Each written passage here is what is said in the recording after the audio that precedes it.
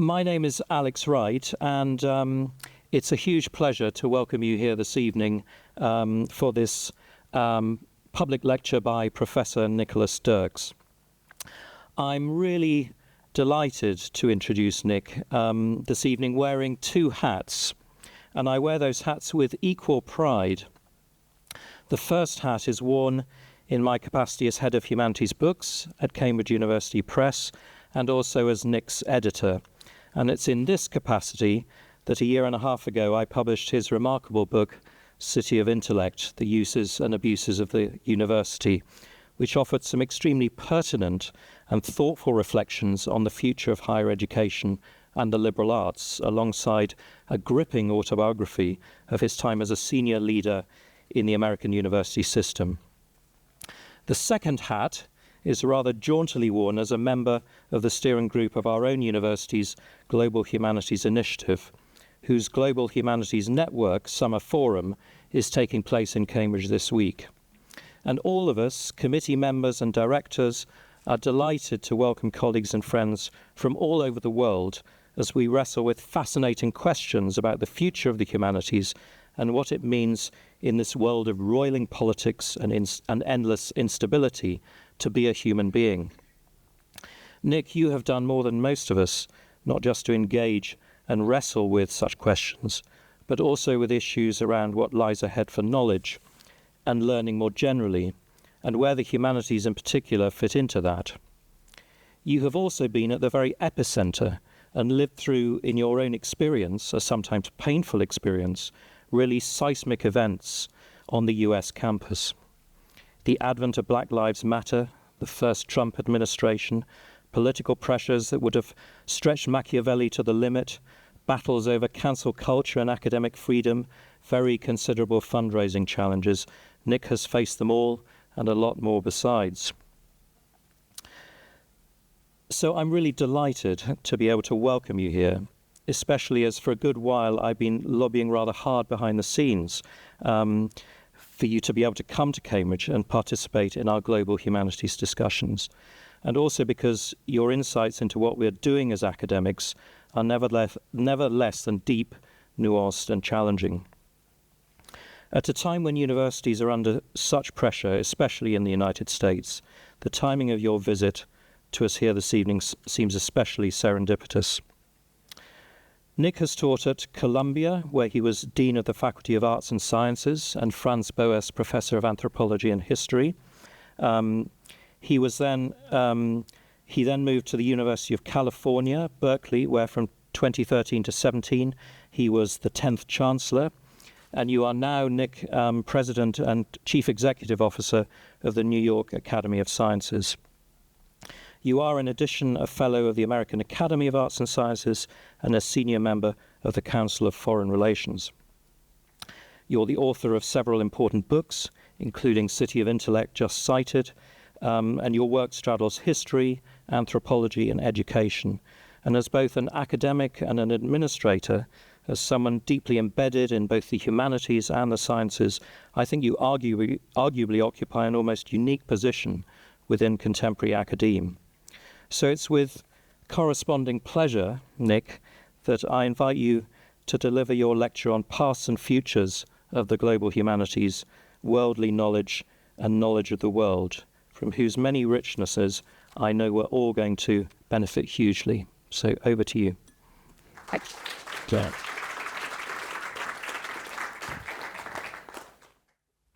Thank you, Alex, for that wonderful introduction. And it is a very meaningful one indeed, since I was introduced to Alex by the brother of someone here and asked if he'd be interested in reading a manuscript that was a somewhat unusual manuscript, sort of sitting in between trade and academic publishing, because there was a little bit more of me there than academics typically want to show. But Alex read it through and has been the most supportive of editors, and it's also lovely to return to Cambridge University Press. It is where I published my first book many, many years ago that, whether anybody read it or not, got me tenure, and therefore again, establishes a foundational relationship with Cambridge. But it is indeed a pleasure also to be here as part of the Global Humanities Initiative and network meetings.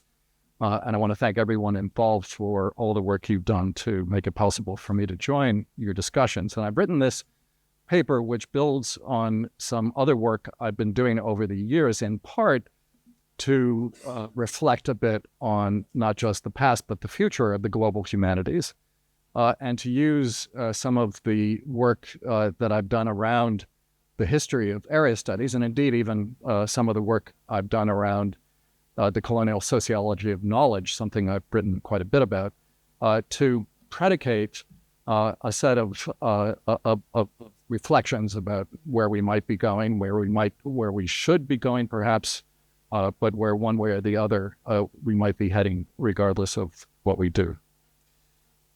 We approach the future through the prism of the past. Now, this prism works in different ways, and how we see the past tends, of course, to connect both to our sense of the present and our hopes and fears for the future. So the lecture I'm giving this evening will therefore inevitably consist of some circular, at least in a temporal sense, stories, but I begin with a sense of foreboding. Whereas the global has been a modifier of choice for so many of the knowledge projects in which we cosmopolitan academics have been engaged for so long, it is now a word that has been blamed for the economic and political conditions that have led to the current political and populist reaction against the global flows of people, goods, cultures, wealth, but most of all erected around the non-West and the West. It also modifies what seems an increasingly endangered species of knowledge, the humanities. And you put this together and the global humanities seem more under threat, perhaps, than ever before. And I also bring with me, and Alex alluded to this, an additional sense of foreboding for the American university system, which for all of its faults has enabled and supported a great deal of important work in the global humanities, not least my own, is beginning to unravel under the assaults mounted by the Trump administration. So I'm not going to go back in history a bit and use some of my own work or experiences of scholarship to suggest some origin stories of the global humanities. There are other ways to do this, and everyone, I think, who would speak about this would have a different genealogy. But this one is both personal to my scholarship, but also, I think, relevant for thinking about the past.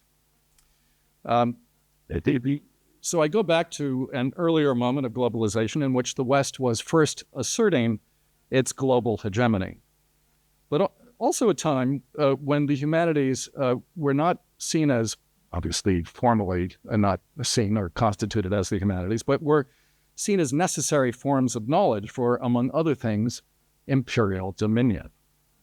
And my mind goes straight away, and those of you who know my work know why, to the colonial context in which global awareness came upon adventurers, administrators, and scholars in earlier centuries, and I think of India in particular, when it was first being not just colonized, but ruled by the East India Company.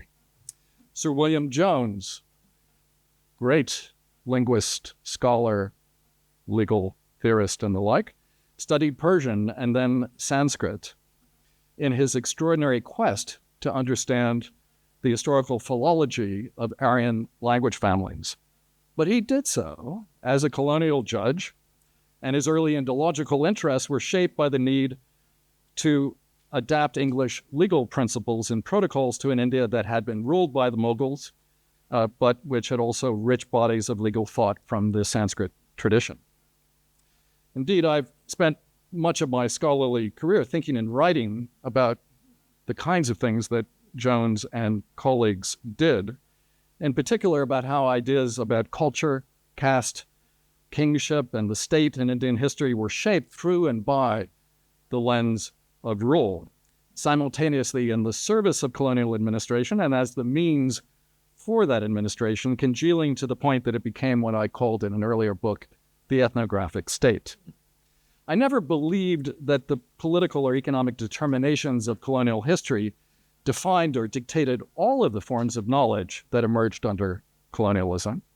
And in fact, I realized a whole set of commonalities between, for example, my own work and interests and the intellectual trajectories and labors of one person in particular who followed Jones, a Scotsman, the surveyor and collector Colin Mackenzie, who I was thinking about yesterday during Tristram Hunt's lecture, since one of the things Mackenzie did was to design the assault on the fort at Seringapatam that led to the defeat of Tipu Sultan and, of course, the capture of that extraordinary tiger. When I first began my research on ideas of kingship and sovereignty in southern India, I thought that the extraordinary and voluminous Mackenzie collection, because he put together an amazing collection during 3 decades or so in the late 18th and early 19th centuries, some of which is here in the British Library, some of which is in the Government Oriental Manuscripts Library in Madras, some of which disappeared on a ship from Ceylon to London and has never been recovered. But all of which I thought would contain the authentic traces of Indian ideas, narratives, and conceptual frameworks, even during those early years of colonial conquest and rule. And so as I went through the text, both in Madras, then Chennai, and in London, I was seeking a kind of authentic access to South Asian ideas around sovereignty, around place, around territory, around social organization, et cetera, et cetera.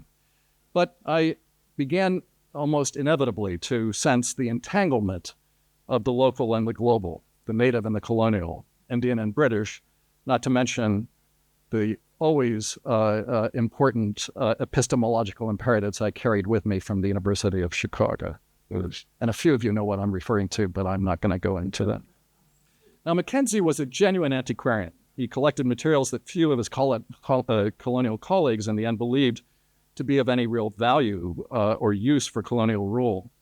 And in fact, what is in some ways most interesting about Mackenzie is that he kept writing and applying to the East India Company for support, for funding, for a big army of Indian assistants and associates to scour the countryside and collect these materials. And he was able to get funding for a while. But the truth of the matter is that he found very miscellaneous kinds of materials that were almost always seen as of limited value by almost anybody other than Mackenzie himself. So although he had to shape his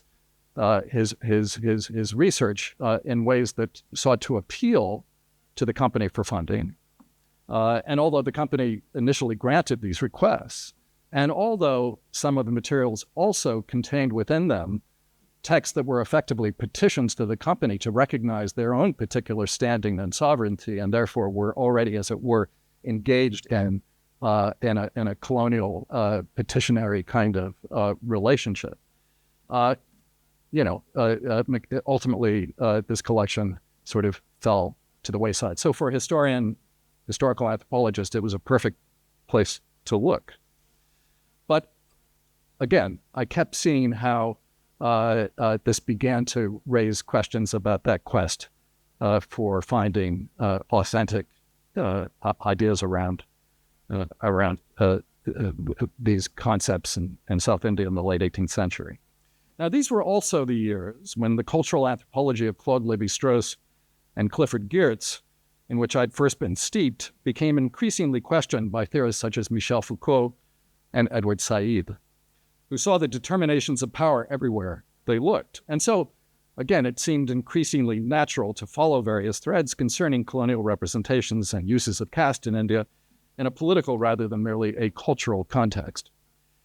And as I did so, I moved from the Mackenzie collection and then to working on the colonial census and other late 19th and early 20th century compilations and data sets.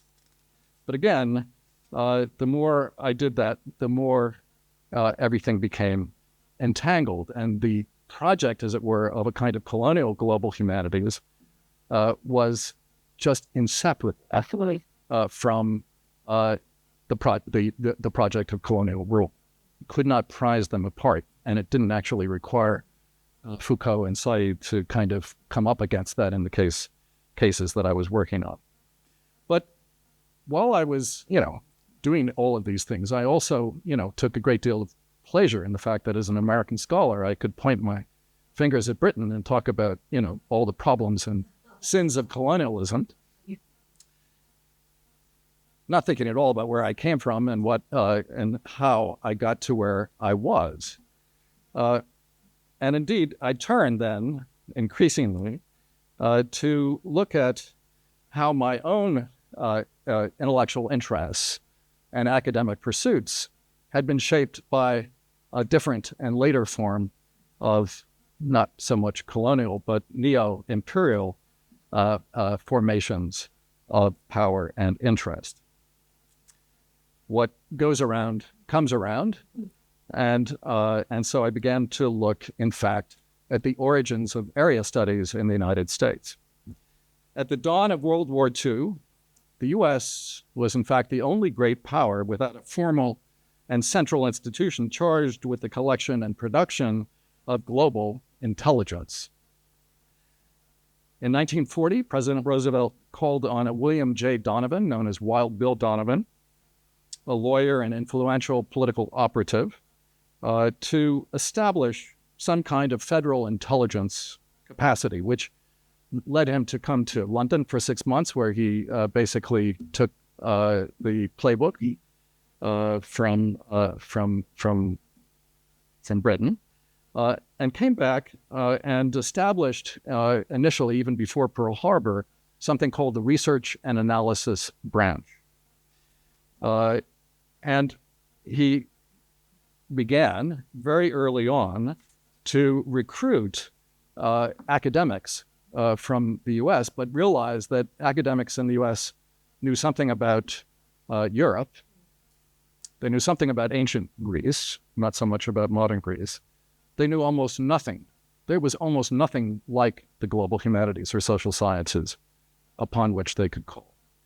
So Donovan recruited William Langer, a diplomatic historian from Harvard, to be one of the leaders of the RNA branch. And basically, he was a dean, and he recruited people who he thought were smart and people who had some kind of academic either promise or distinction, and built a Washington campus of what became the Office of Strategic Services, or the OSS, after December 7th, 1942.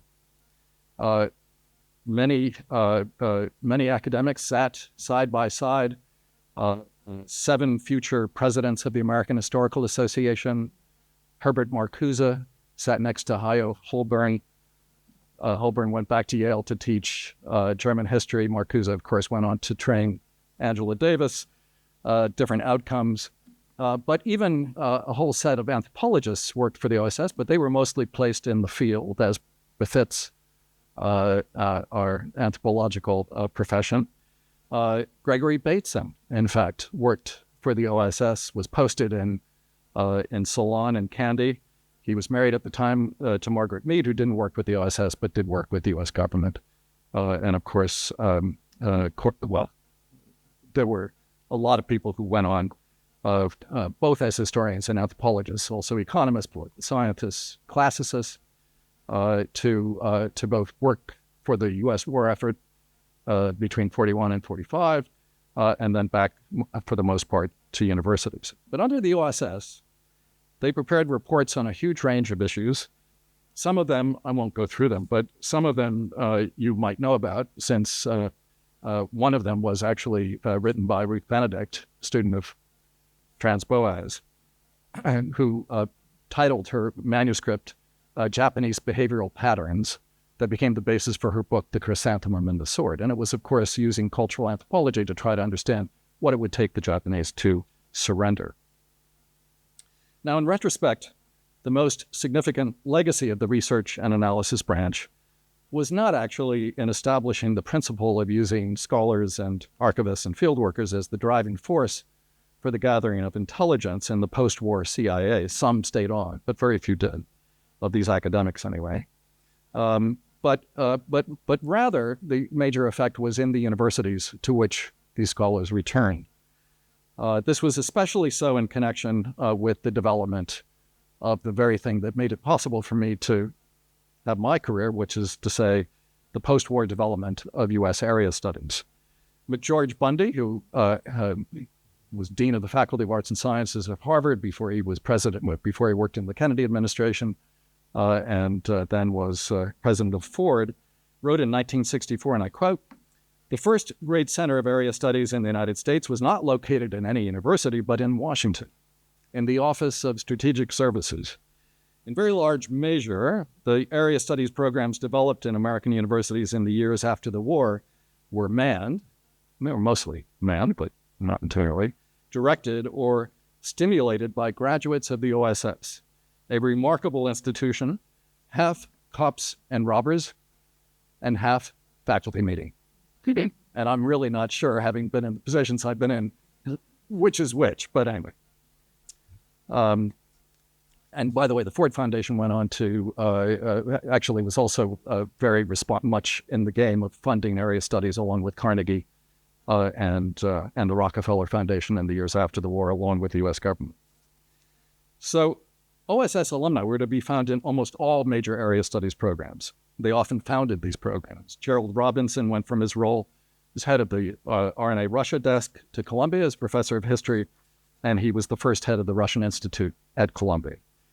John K. Fairbank returned to Harvard after his time in China to set up the largest post-war program in East Asian studies in collaboration with Edwin Reichar, of course, who worked for the military but was doing Japanese language work on the West Coast during the war. W. Norman Brown, professor of Sanskrit at the University of Pennsylvania, headed the India desk of the RNA branch, and he went on to found the first South Asian Regional Studies program at the University of Pennsylvania, to which he returned, and then later created the American Institute of Indian Studies, which funded much of my research, and I'm sure some of my colleagues who are here. Now, most of these scholars never maintained a connection with the CIA. Some did. Sherman Kent famously and developed a concept of strategic intelligence, but he wrote that as a book that he actually first wrote as a paper to the CIA about how to take academic knowledge and make it useful. But in a way, academic knowledge had begun by being useful. Not all of it. It's a little bit like the Mackenzie collection. There were people in Washington who thought some of the reports that were written by some of our forebears in history, anthropology, and the like were basically useless.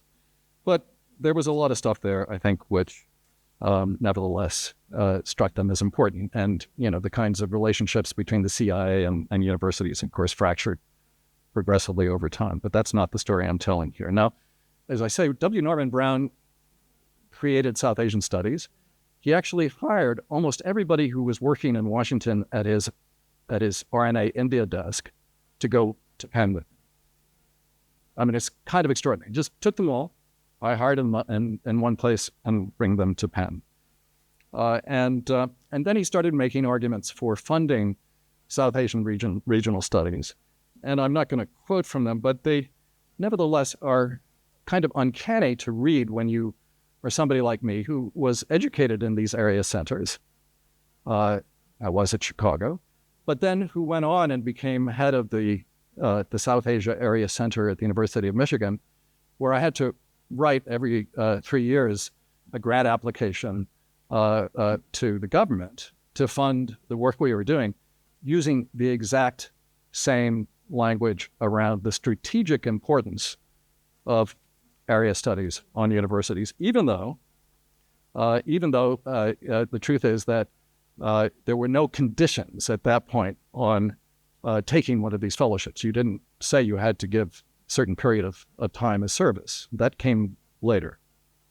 But in any event, it became a kind of thing, and we all, and those of you who have been at these area centers, you know, they get this extra funding from the government, which is very, very important for funding graduate students, having these kinds of conferences that bring people from around the world.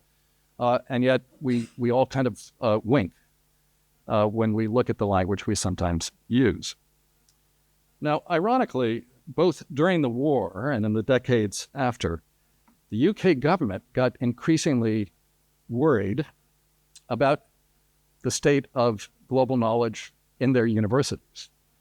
And they became concerned that the U.S., which had launched its global intelligence enterprise by copying the British, had now far eclipsed their own historical preeminence in creating the institutional conditions for necessary forms of global knowledge.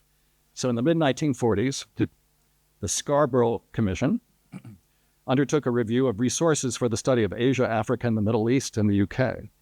And it found a high level of complacency at universities such as Cambridge about the adequacy of their mostly classical language programs for the post-war needs of the United Kingdom.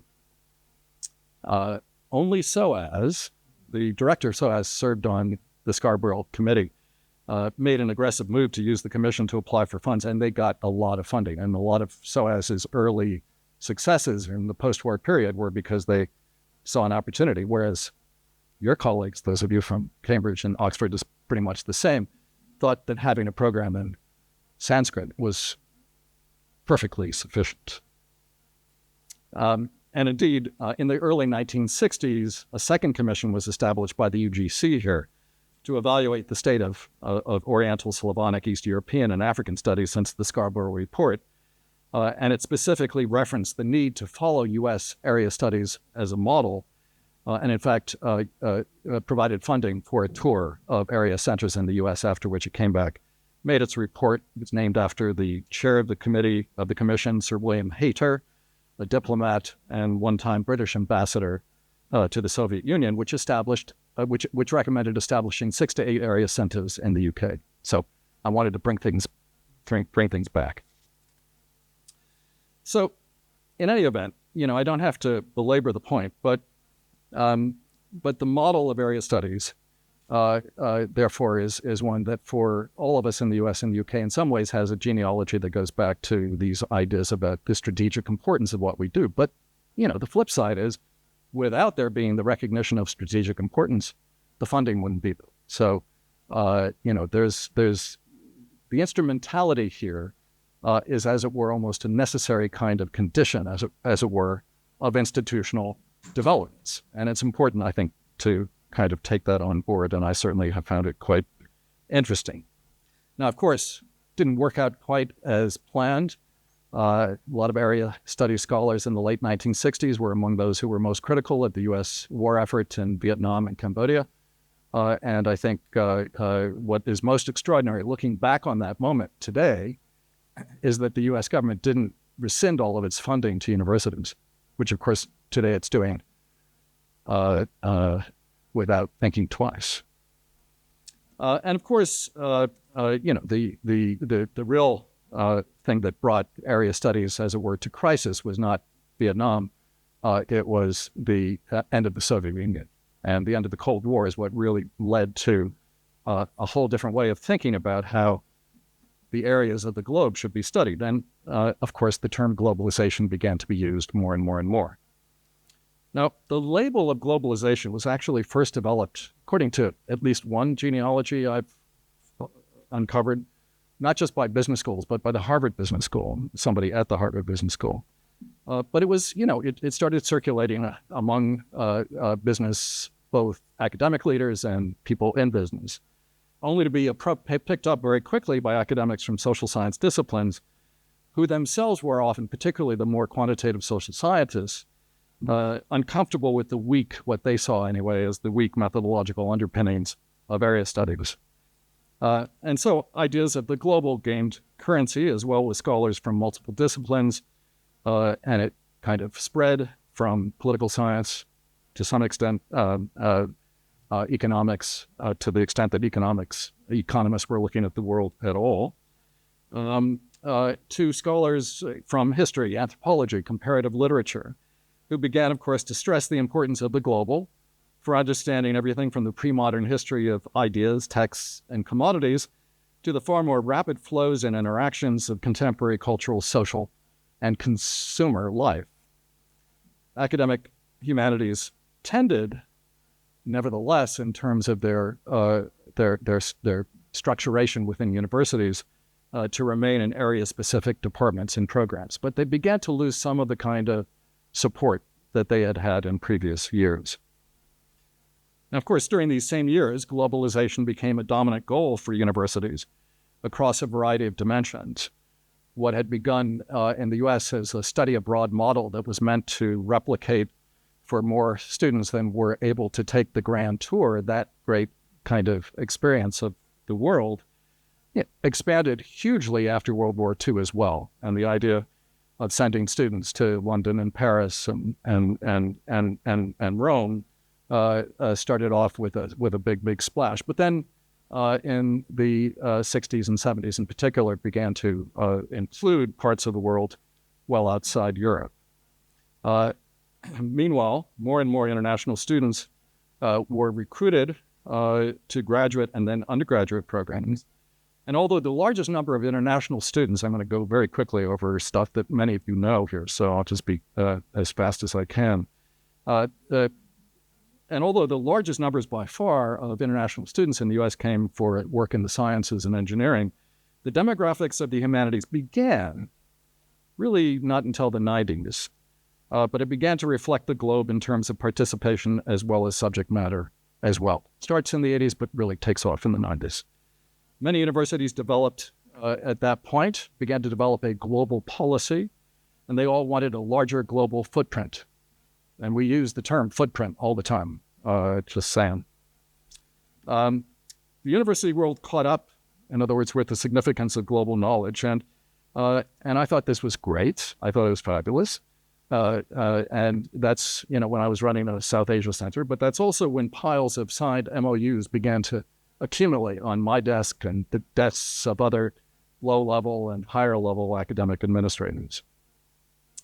And of course, we did this for a variety of reasons. We included growing student enrollments and ultimately raising revenue from international donors and ventures and projects.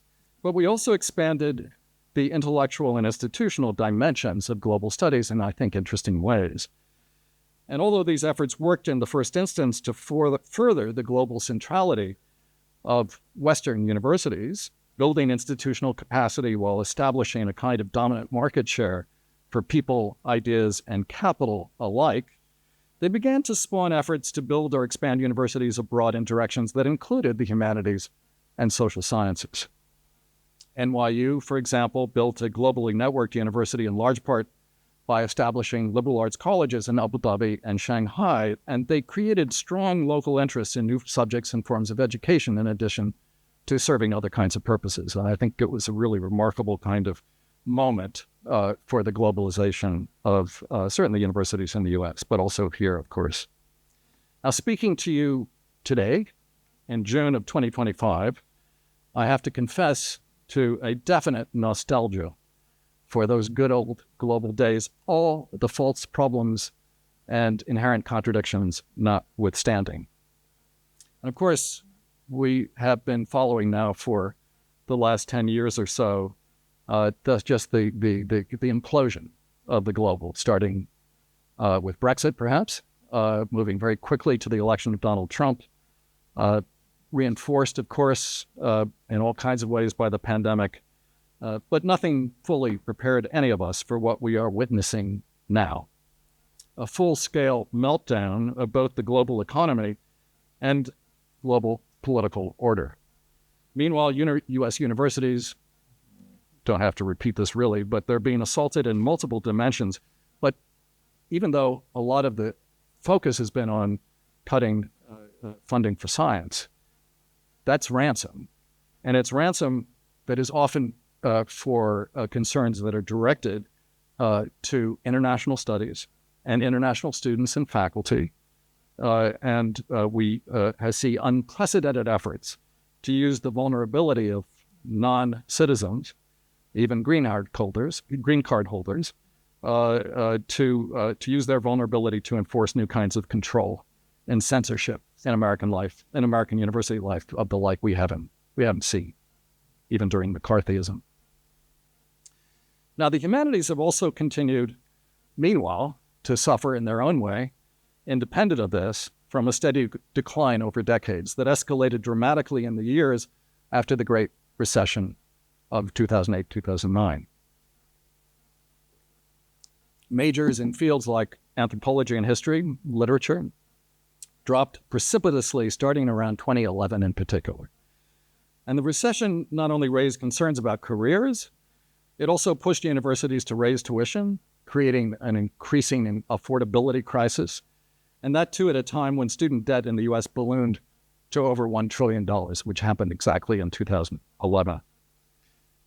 And for other reasons, in part associated with the massive increases in wealth for the few on the one side and the role of identity politics, immigration politics, the rising ethno-nationalism we saw around us on the other, we began to see the escalation of right-wing attacks on universities, especially focused on fields in the humanities.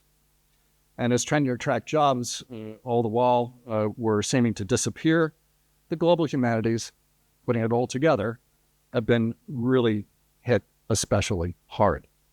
In some fields in the humanities and humanistic social sciences, graduate enrollments were maintained almost only by extending admission predominantly to international students with the thought they might be able to return to their home countries to secure employment, however much, of course, they often wished to stay in the U.S. after completing their graduate studies. And of course, this is in some ways getting worse now today.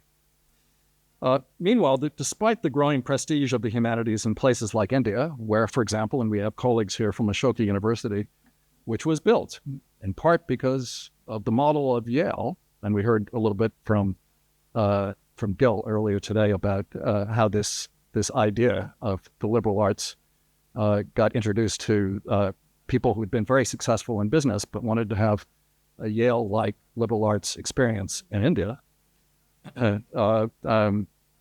It was built somewhat uncharacteristically in India as having an initial focus on the humanities and social sciences. But the real and continuing prestige attached to higher education continues, despite a number of other private universities that have come up recently. It continues to be in science and engineering.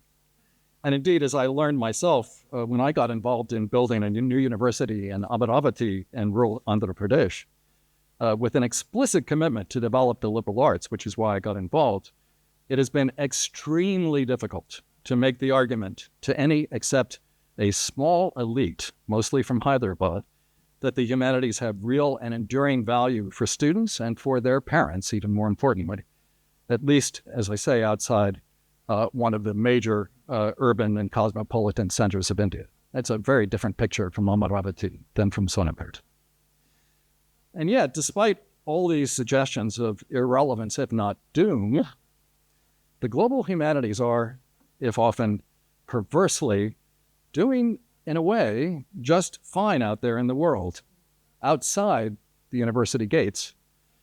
As mentioned, the local South Asian diaspora not only helped populate our classes with terrific new students, it also started, about the same time, to react to and seek to shape our scholarship and our teaching. Beginning in the early 1990s, political organizations, certainly in the US, like the Vishwa Hindu Parishad, began putting pressure on universities to tone down their political criticisms of India, especially in areas that had to do with the resurgent ideological foundations of Hindu nationalism. The work, again, some of you know this well, but the work of Indologists such as Wendy Doniger and Sheldon Pollock, among others, was viciously targeted. And even in my own case, my own work on caste was used to argue mistakenly that the British were entirely responsible for introducing caste to India, as a result of which Hinduism itself should be seen as a religion that had nothing to do with it. And I am still routinely appealed to by conservative Hindu nationalists in the U.S. to support a cause that they then find out I don't. Now, in terms of the role of culture outside, no less an authority than Steve Bannon has said repeatedly that politics is downstream of culture. And the culture wars have been the predominant vehicle, of course, for political mobilization around Trump and Trumpism. Although I tend to date the U.S. academic culture wars back to Alan Bloom, 1987, his scree against the liberal university, the best-selling Closing of the American Mind, I'm well aware that that was, in some sense, a kind of boutique critique. And in subsequent years, it's been the case that Fox TV, increasingly Breitbart News, God only knows what cable channels, will have regular sections about atrocities in universities. And, leaving aside whatever anybody thinks about wokeness from whatever, you have no idea how much the university became all of a sudden red meat for conservative causes. I mean, to the point that when I had been accused of disallowing a right-wing person from coming to Berkeley to speak, I was actually watching CNN, and I all of a sudden saw a picture of myself on the news as the person who was blocking free speech, even when in fact I was doing precisely the opposite. So, we also, those of you who followed some of the issues that are going on in my old university, Columbia, know that there's a lot of attention, obviously, to the Middle East.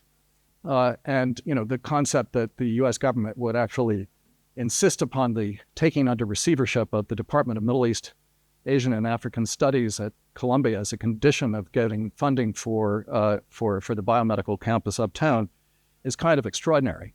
And I just want to tell you for a little anecdote, I'm the only person who took that department under receivership, but I did it to protect the department from outside interference. But there's also a kind of growing attack on the idea that we are both not teaching enough about Western civilization, and when we teach about Western civilization, we're being too critical. We're not appreciating the glories of the West.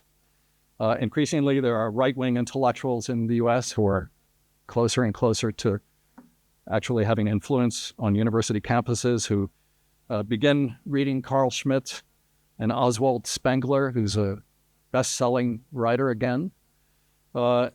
And now increasingly slightly more fringe people like Nick Land and Curtis Yarvin. And while celebrating the idea of Western supremacy and singularity, have begun to rewrite the history of the West into an ethno-nationalist set of claims that are simultaneously heroic, identitarian, and seriously illiberal. But this atmosphere, of course, is now globally ubiquitous. We're hearing from our colleagues in this week's conference more examples of what's going on. Illiberalism is everywhere, and by some reckonings, the U.S. is only now catching up to a global trend.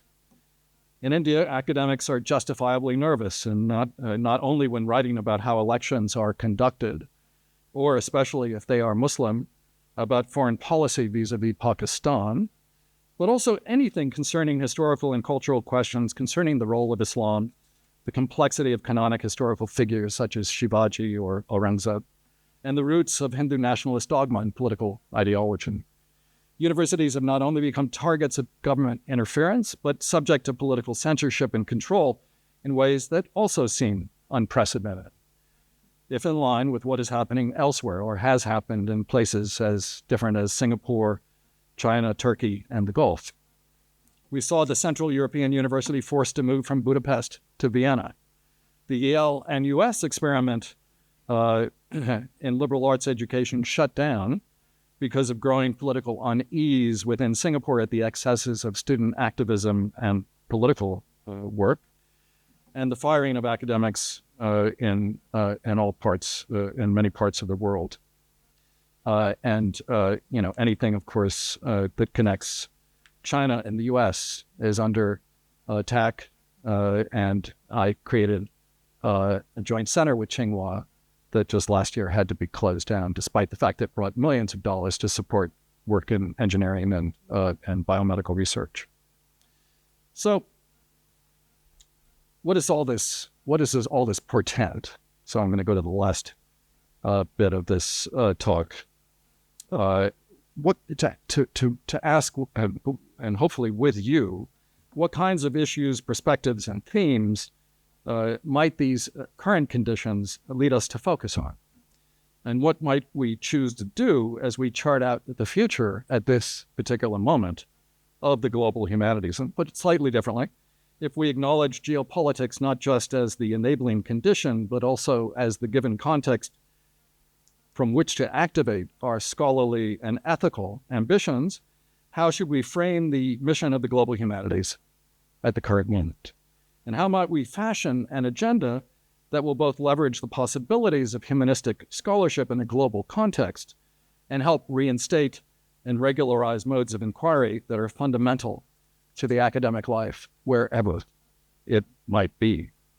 There are doubtless many ways to respond here, and the point of this gathering this week is in fact to defer to an array of collective and globally distributed academics the task of really coming up with the real answers. I don't mean to suggest that either I or Cambridge, by being the convener, is taking on, again, a kind of dispositive role in this discussion. And that's the whole point of the Global Humanities Network. But nevertheless, since I'm here and I need a conclusion, I decided to put together, and with apologies to Walter Benjamin, 6 theses for the future of the global humanities. 1, they're longer than Benjamin's, I'm sorry. And the real apologies, because it's thesis only in provocative sense. First, the global humanities need not just to reaffirm the importance of the global, but I think to help redefine it. And it has to redefine it partly because when people hear global today, they think about it either critically or they think about it in relationship to what it's become under a kind of regnant neoliberal discourse.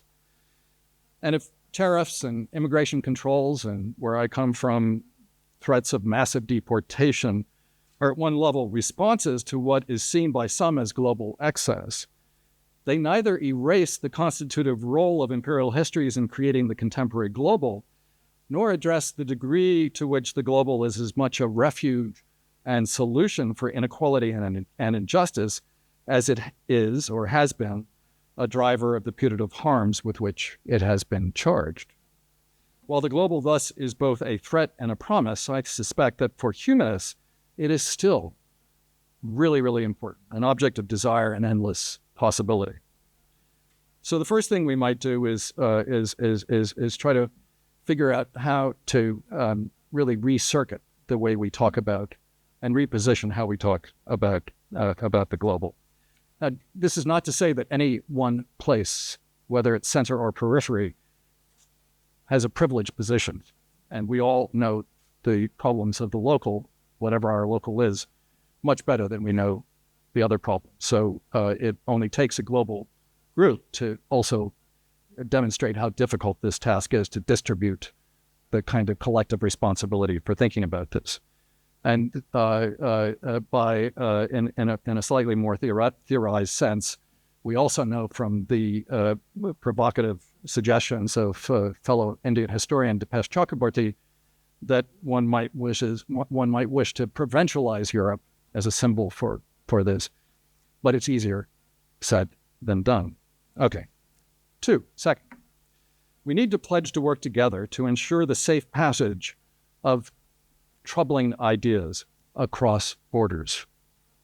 Many of these ideas are, perforce, subaltern ones, minoritarian or subjugated histories, texts, traditions, and creations, which is why they often need to be smuggled. But as we redefine the nature of humanism, asking about both the sometimes smug assumptions that govern much humanistic discourse and about the contradictions and limits of its actual expression, we need to be open not just to studying further evidence of the global nature of the Enlightenment or other kinds of global contributions to so-called Western civilization, but also to a range of humanistic provocations. And in that sense, I think, I'm using this kind of notion of of danger and the migratory nature of some of these ideas, because some of them are not actually for export, either because people in power don't want them to be exported, or because they're uncomfortable in some kind of way, and they often are, and that's the point about this. And of course, the example that we just the kind of reminder here is that we always talk about art as being important precisely because it is troubling to us. But if that's a kind of principle, as it were, of thinking about the arts, why shouldn't it be a principle of thinking about the humanistic? We talked about this a little bit earlier today around the use of the word catastrophe. And this global exchange of ideas, it demands a lot. I think it demands greater intellectual curiosity, as well as greater acceptance of the multiple perspectives and identities that become inevitably mixed up, bedeviling any simple story about identification, advocacy, or the politics of representation.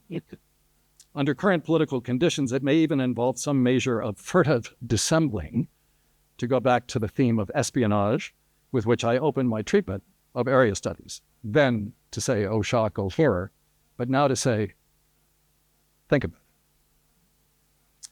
I wrote elsewhere that we didn't need to go back to being spies to learn from the ways in which spies understand knowledge and come to realize it can always be dangerous. The pursuit of certain kinds of knowledge in other places can indeed be destabilizing, a constant reminder of the multiple uses and abuses of knowledge itself. But again, we know that, among other things, spies learn that their identities become not just opaque to others, but to themselves, as they are subject to endless self-doubt, betrayal, the stock and trade of their knowledge craft, whichever side they're on. Now, we don't really want to go there, but I'm just throwing it out there to say that we neither wish to pretend that our identities, our loyalties, our positions are entirely fixed, clear and open, free of any taint of instrumentality, exempt from unintended uses and abuses, or without risk, because I think each of us can give examples of where that is the case. And there is always betrayal. However hard we try to be pure, worldly knowledge, and for that matter, knowledge of the world, is like that. But 3, and this is a bit of an extension of the second thesis, the global humanities need to do more than offer safe passage. They need to make these migratory ideas come to be genuinely at home in new places, bringing them into real and substantial engagement with what are seen as core humanist considerations and debates. Now, we know, and I alluded to this earlier, that Western civilization itself was global in its constitution. The histories of Greece and Rome, and of the Renaissance and the Enlightenment, too easily allied the complex global circulatory systems that well before empire established the critical role of the world, and not least in preserving local texts in the face of Western religious censorship and neglect, but also in the creation even of some of their fundamental features. Even as our Philhellenic idea of Western civilization has a peculiar modern history, we learn much more about our core histories when they are put in global conversation. This requires new ways of thinking not just about civilizations, but also about borders. Now, when texts are written by Homer, Adam Smith, Edmund Burke, John Stuart Mill, J.F. Hegel, and Max Weber, and when they are, actually as they are, core texts at my old institution, Columbia, for teaching Western civilization, it is, of course, tempting, and it was something I did when I taught contemporary civilization course, to find other epics and other texts, not least texts written by these same authors that were not on the syllabus. For example, I mean here Adam Smith on the East India Company, those portions of the Wealth of Nations that are about India. I mean Edmund Burke on the impeachment of Warren Hastings. I mean John Stuart Mill on the limits of self-government in India. Hegel on the lack of history in India and China, Weber on anything other than his account of Protestantism and capitalism, and I could go on. I'm just, for those who know the Columbia Core curriculum, it was referenced earlier today. It's just sitting there waiting to disrupt and disturb the borders of Western civilization. So now that the humanities are constantly being investigated and interrogated by the external guardians of culture, this does become more difficult. Not only are we in the U.S. being admonished to privilege something called Western civilization, and they don't mean the way I taught it, we are struggling to figure out how to continue to teach and write about histories of slavery, or race, or corruption. Whether this takes the form of not teaching, and I'm going back to both earlier debates and current ones, not teaching, you'll see why these figures are there standing in for many others. Not teaching Mark Twain or Toni Morrison, or writing studies of either Booker T. Washington or Theodore Roosevelt. On the one hand, we have to seek to understand why the politics of backlash have been so powerful, what we have done to traffic ourselves, perhaps, in other forms of exclusion and silencing besides the ones we rehearse in our own protests. But having done that, we're in the soup right now and we can't get out. 4, the global humanities require serious questioning of the role of the traditional disciplines of humanist teaching and research. I mean by this, in part, the analog to my earlier point that the global humanities have to redefine what we mean by the global. Now I'm suggesting we have to redefine what we mean by the humanities. I have written about this a little bit in The City of Intellect. I think the humanities need to be repositioned and restructured in the university, and the emphasis on the global and on global particularities need to be an important part of their restructuring. Consider the humanities writ large in the capacious language of humanism, from which humanities comes, but tends to kind of lose some connection to them, rather than of disciplinarity, which is what the humanities to some extent now are. The disciplines that have housed humanistic thought and creativity are the epistemological sedimentation of a history of secularization, modernization, and disenchantment, with more immediate roots in the abstract and often mindless philological exercises of the 18th and 19th century humanities curriculum. Later, in the early 20th century, the humanities became the place, the currency for efforts to smuggle in, I use that word again, both the passions of romanticism and the faith of religious conviction. I mean, I'm sorry, I'm being a little aphoristic, but there were genuine efforts to use the humanities to inspire through, reading romantic poetry or Schilling or whoever. And there were a lot of efforts to put religious education back into the mix through reading certain kinds of humanist figures. Civics, debates over the role of civics in humanities and general studies and liberal arts, they come and they go. As theories take their turns and the depths and immediacies of literary experience, along with the moral and ethical reckonings of philosophy, are often shunted to the side. Depending on the era, science was either rejected by humanists as part of the scourge of modernity, or accepted as the only technical subject with any real merit and significance. As for the global humanities, they were often added in as supplements, placed alongside departments of English, French, German, at Berkeley, Scandinavian, but departments for the global humanities were South Asia, Africa, and the Middle East, all of East Asia. A certain kind of incommensurability that colleagues would often chafe about or chafe against when I mentioned it. Anyway, 5th, and again building on this earlier point, the global humanities have been, like the humanities more generally, and this really does follow on, isolated on the other side of the campus from the sciences. I agree with C.P. Snow, if for somewhat different reasons, that this was never a good idea, but it is now an impossible one. Many of the most critical issues for humanist engagement are being invented, perfected, and developed in the science and technology quads, and we would avoid them at our peril. Whether we think about large language models that generate uncanny Bayesian regurgitations and transformations of our overflowing residue of online archival artifacts, or of the even more miraculous beginnings of editing not language, but genes, DNA, RNA, the capacity even to potentially synthetically fashion human organs, the sentient and human-like wrapping of robotic frames for machine intelligence, not to mention the bombs and drones and other militarily applicable drivers of far too much of our science funding and support. At this time, in this way, in this respect, we need our humanist capacity to be paramount.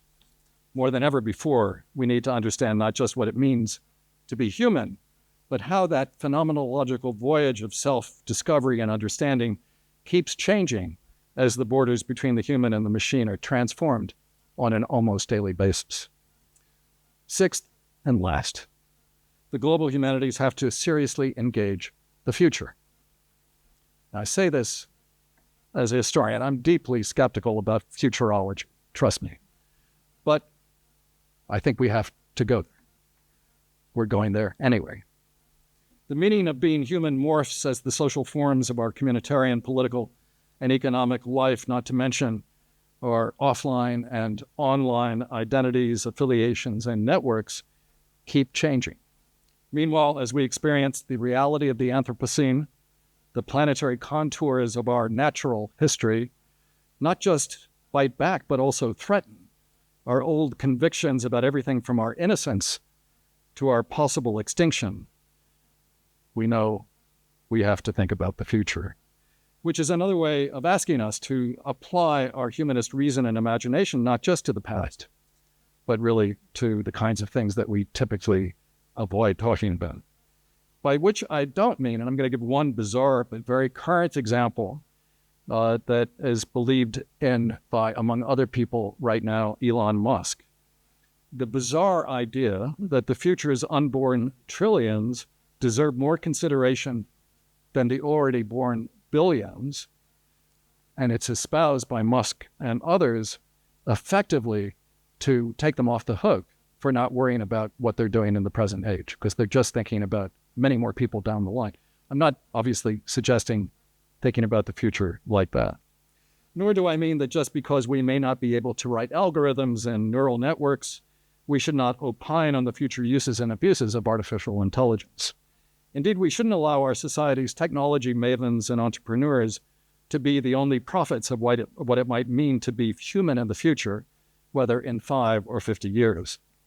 Even as we know that the more we pay attention to the complex rhythms and revolutions of the past, the more we'll be open to reading and thinking the possibilities of the future, I end with a call to spend a good deal more of our humanist effort looking ahead, both as cautionary tale and aspirational horizon. If, after all is said and done, the future is just another foreign country or planet, then the global humanities should be the first to arrange transport for us to that future time and place, well ahead of SpaceX, in hopes that the oft-repeated cliches of tech bro boosterism about making the world a better place might at least have the benefit of our global humanist participation. Thank you very much. Nick, thank you so much. That was a marvelously rich, expectedly authoritative lecture, and from Wild Bill Donovan to the OSS development of US area studies. I think we've all learned much from you tonight. So Greta, how long do we have for questions? 20 minutes. Okay, so I'm going to, thank you, I'm going to open it up to questions from the floor in just a minute, but I'm going to use my chair's prerogative just to kick things off. I was lucky enough to have an advance copy of your lecture, and I'm particularly personally engaged with the question of academic freedom. And I was struck by something you said on page 26. Academic freedom is only meaningful when one has to defend something one thinks is truly odious. Now, we recently had a Humanities Summit at Cambridge University Press, and somebody raised a question which was along these lines: should we be consciously encouraging more in the way of conservative voices in our publishing? How does one square that aspiration with J.D. Vance's War on the University, and that comes back to your defending something that is truly odious? Could you say a bit more about that? Well, again, I say that, and you know this, because we've talked about it, and it's in the book you edited. But it's really not that meaningful to talk about academic freedom just for oneself, for the things one wants to do. It's only when you have colleagues, or when you have, for example, a visiting speaker like Milo Yiannopoulos or Ann Coulter or Ben Shapiro, that you have to actually remember that, again, what goes around comes around. I actually, unfortunately, said to many colleagues, I said, the more we protest and make it impossible for speakers we disagree with to come to campus, the more we're going to be targeted. And pretty soon, the people you want to have come speak are not going to be allowed to come and speak, and we're seeing that happen. But the question you're raising is, in part, and I didn't include this in the talk, but in part about the whole question of viewpoint diversity. Viewpoint diversity is actually used in some of the letters from the government to both Columbia and Harvard. And it's been used by the Heterodox Academy in New York. Jonathan Haidt is the most visible voice of that group. And it's also been used by friends of mine who have been very courageous in the current moment, like Michael Roth, president of Wesleyan, fellow historian and an old friend. But I'm a little. I find the idea of viewpoint diversity as such troubling. That is to say, it often is used to mean you need to have as many Republicans as Democrats. Not this Republican Party in the U.S. I mean, there's large levels of incompatibility between the things that we believe, independent of political kinds of perspectives, are foundational to the academic life. So I'm concerned if it means that. If it means that we don't do a very good job of really thinking through the ways in which our various and sundry predilections and preferences tend to shine most brightly upon the people who agree with us absolutely when we make faculty appointments and the like, then I think yes. But again, I would both use a different kind of language to advocate for that, and I would hope perhaps that there might be better ways to accomplish what effectively would be, I think, a better outcome. And that's where I go to war on disciplines, because disciplines have a huge investment in protecting their own, their own place, their own privilege, their own discretion. And it was the bizarrest thing for me as an academic. When I went into academic administration, I thought I could do sort of what I did when I was chairing the anthropology department at Columbia. When, by the way, a few of you know this, but I hired a colleague from South Africa by the name of Mahmoud Mamdani when his son was I think, if not in diapers, certainly just out of them. So the result in the primary that came from New York City 2 days ago would not have happened without my hiring authority. So I just want to be clear about that. But that being said, I mean, I got a lot of flack at Columbia because Mamdani has a PhD in political science, and this was an anthropology department. And I hired a bunch of political scientists because, among other things, anthropology didn't really have a great reputation in Africa. And in other parts of the world, it's defined differently. So, the idea that you can be global and just, use that kind of approach to globalizing a discipline by hiring a lot of people from, basically from Chicago to come and teach different parts of the world. It doesn't accomplish either, viewpoint diversity or, I think, the kind of genuinely global. And I think you can, in the place of global, put a number of other terms that you would use to really try to think about how to bring in more diversity. Mm-hmm.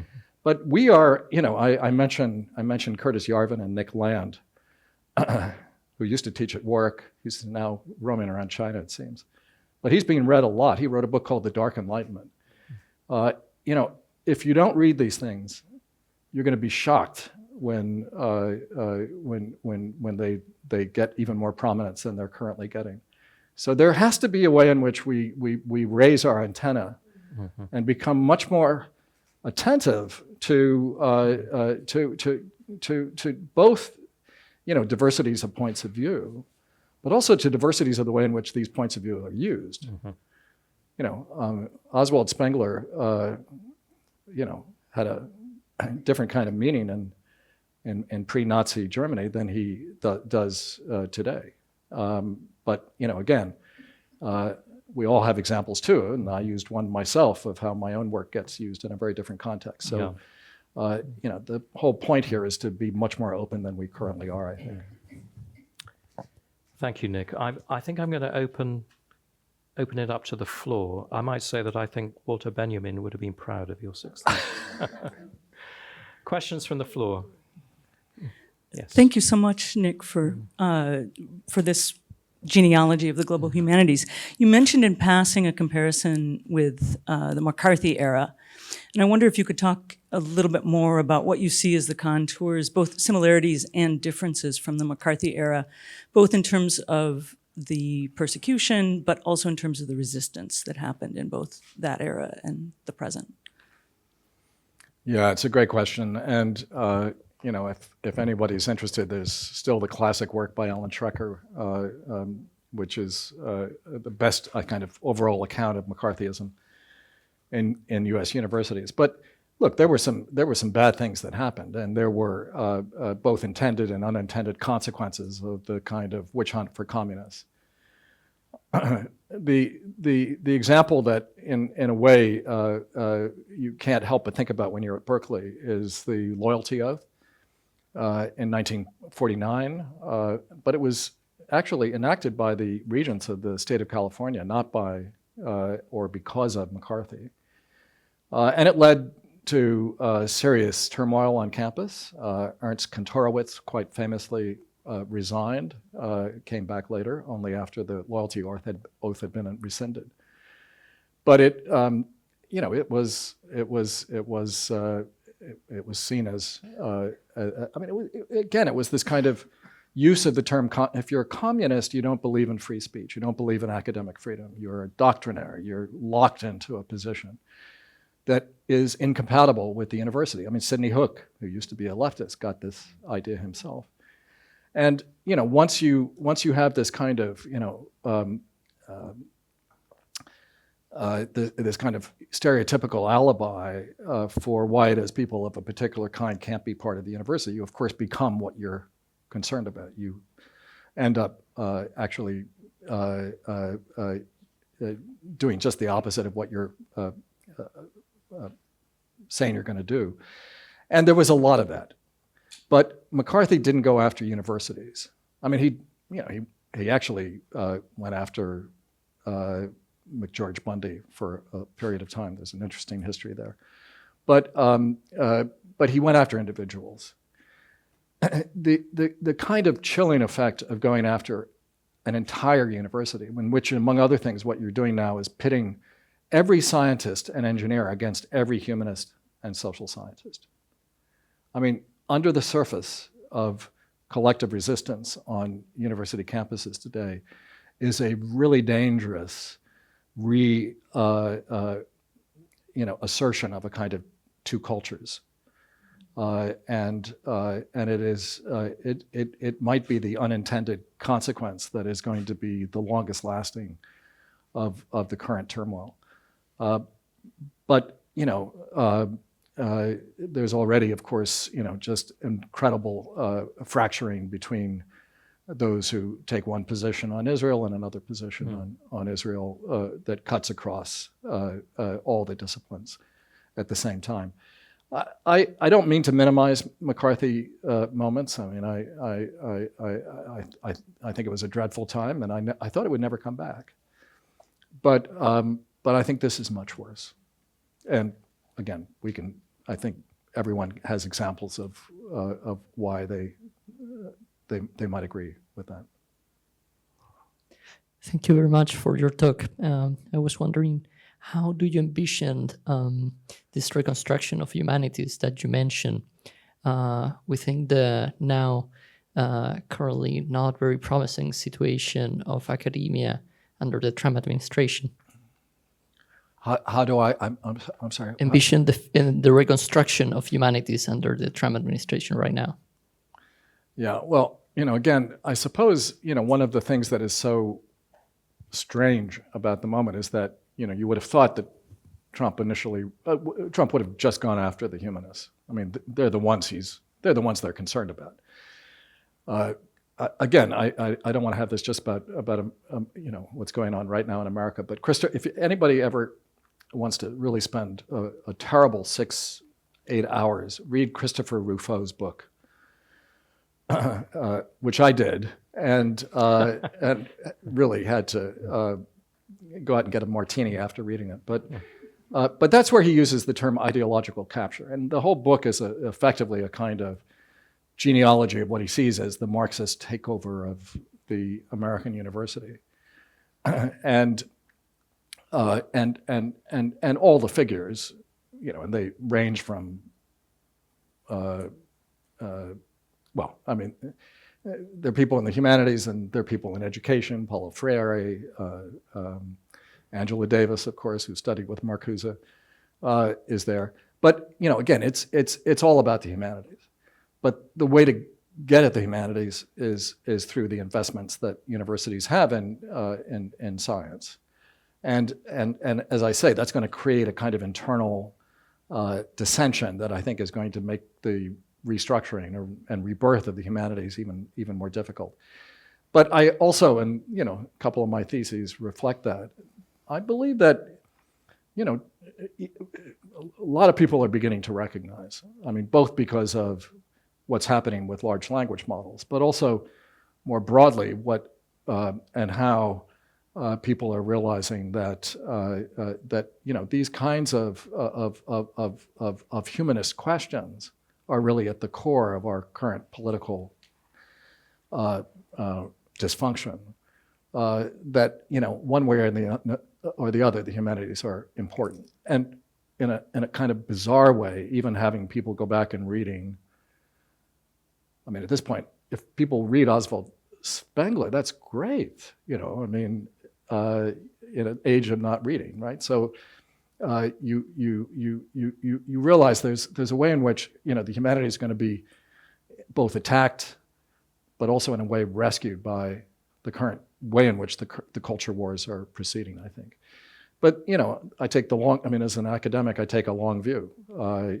It's very hard to stamp it all out. A lot of humanists are going to stay, and they have to figure out how to work together to try to create new kinds of strategies going forward.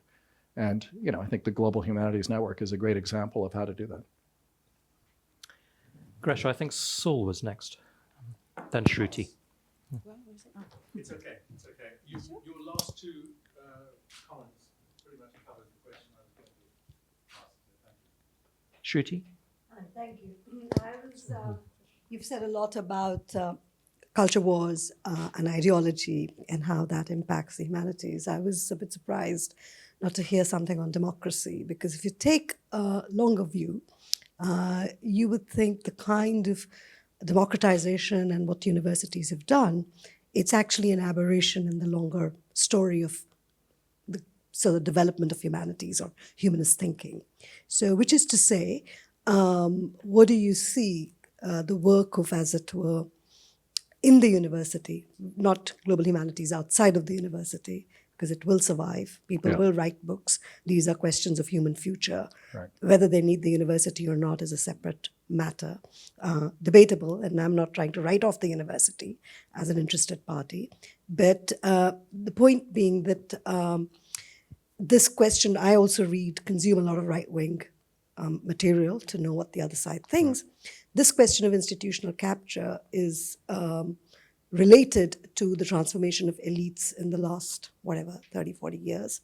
And that's really what is moot. I mean, and so my question to you really is that do you really see the work of global humanities as related to civic participation, citizenship, which is actually an aberration and a very small thread of university, Right. what universities were set up for? Because an argument can be made, historically convincing argument, that universities have generally been anti-democratic. The work they do is produce elites. The work they do is fairly exclusive. And that's part of what is kind of,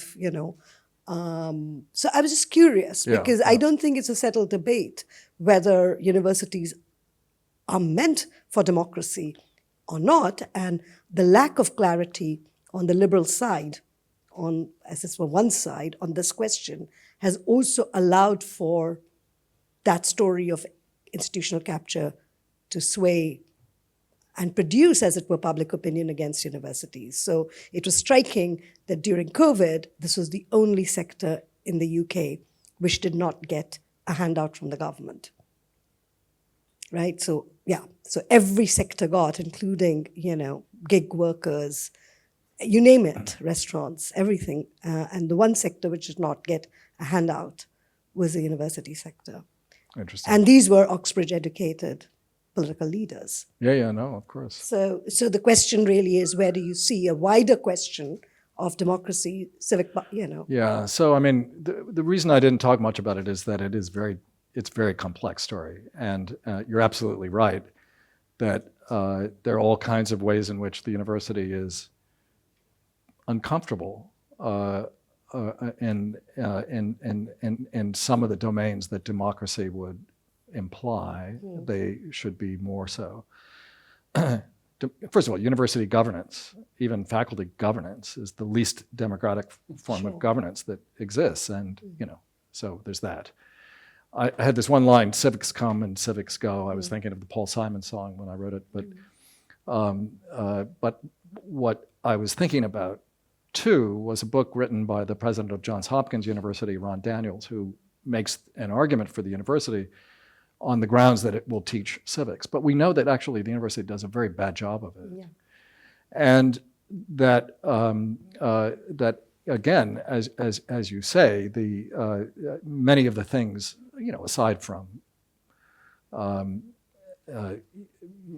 some basic knowledge about the Constitution or the democratic system or whatever that some humanities general courses are supposed to convey. I mean, more than that, they teach Plato's Republic, right, which raises other questions. Yes.